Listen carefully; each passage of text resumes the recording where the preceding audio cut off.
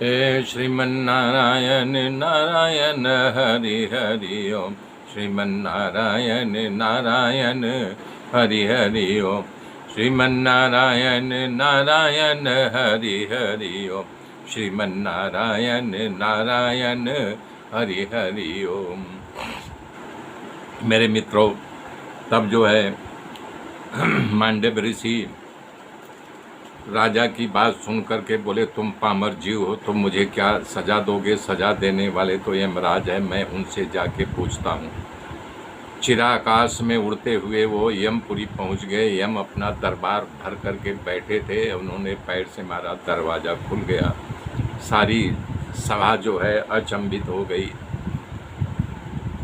तो यमराज से उन्होंने प्रश्न किया कि यमराज, आप दंडाधिकारी हैं, बताइए मुझे 3 बार फांसी हुई, किस अपराध, क्या मैंने अपराध किया था कि मुझे आपने सूली पर लटकवा दिया, 3 बार फांसी टूट गई। तब यमराज ने सोचा कि अगर अभी तुरंत इसको बता दूंगा तो गुस्से में है, श्राप दे देंगे मांडव ऋषि। तो उन्होंने चौपड़ा निकाला, उल्टा पलटा पन्ना पलटा, तो बोला, ऐसा है ऋषि कि आप बचपन में जब बच्चे थे तो एक पतंगिया को सूल भोंक करके मार दिया था, उसी की सजा आपको मिली है। बोले, अच्छा बताइए, मैं बच्चा था ना तब ये किया था, तो क्या मुझे उस समय पुण्य और पाप का मतलब समझ में आता रहा होगा? बोले, नहीं। तब बताइए, आप मुझे इसका दंड सपने में दे दिए होते, डरा दिए होते, ख्वाब में मैं डर गया होता, कुछ और कर दिए होते तो पूरा हो जाता। आप मुझे समाज में ला करके वो भी राजा के सामने, पूरी प्रजा के सामने चोर साबित करके फांसी दिलवा दिए। तब तो यमराज सोचे कि ये तो मांडव ऋषि गुस्से में। बोले, जाओ ठीक है, तुमने मुझे जिस प्रकार से दिया, अब मैं तुम्हें श्राप दे रहा हूँ, 100 वर्ष तक तुम धरती पर जा कर के विचरण करोगे।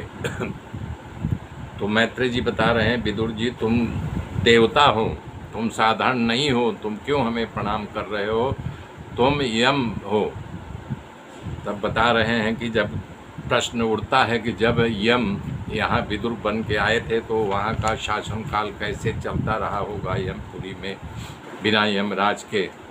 तो इसका खुलासा वेद व्यास जी ने लिखा है कि शास्त्रों में पितृ 3 प्रकार के होते हैं, सोमपा, आर्यमा और बहिष्सत। उसमें ऐरमा नामक जो पितृगण थे, काम चलाऊं यम पद सौंपने में आया।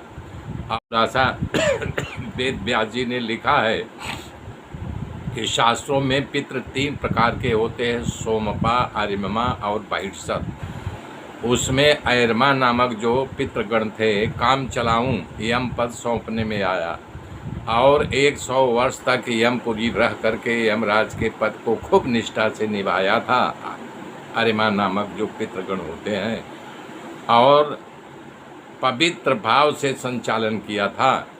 मैत्रेय ऋषि की बात सुन करके विदुर के खूब आनंद हुआ, आश्चर्य हुआ कि महात्मा हमारे पूर्वजन्म की बात को भी जानते हैं। विदुर जी की बात मैत्रेय महर्षि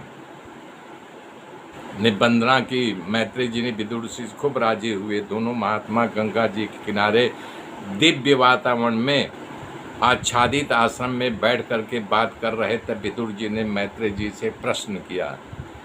विदुर जी ने पूछ रहे हैं कि हे महाराज, आप जैसे भाग्यशाली भगवत भक्त संत शिरोमणि इस पृथ्वी पर विचरण कर रहे हैं तो पृथ्वी का सौभाग्य है।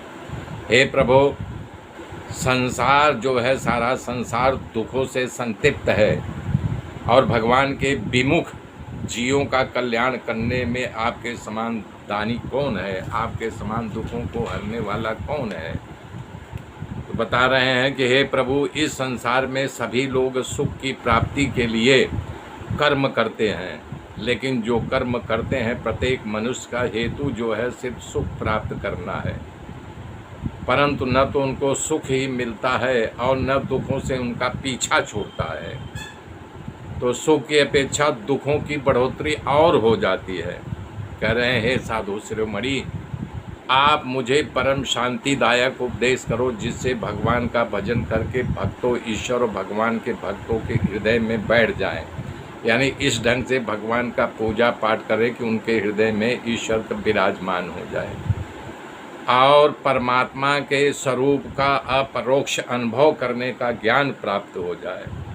यहाँ विदुर जी ये कहना चाह रहे हैं कि मुझे ऐसा ज्ञान दो जिससे परमात्मा का अपने अंदर मैं दर्शन की अनुभूति प्राप्त कर सकूं।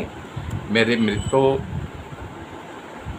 मेरे साथ जुड़े रहिए, आगे की गाथा कल जोड़ूंगा। तब तक के लिए जय श्री राम, जय श्री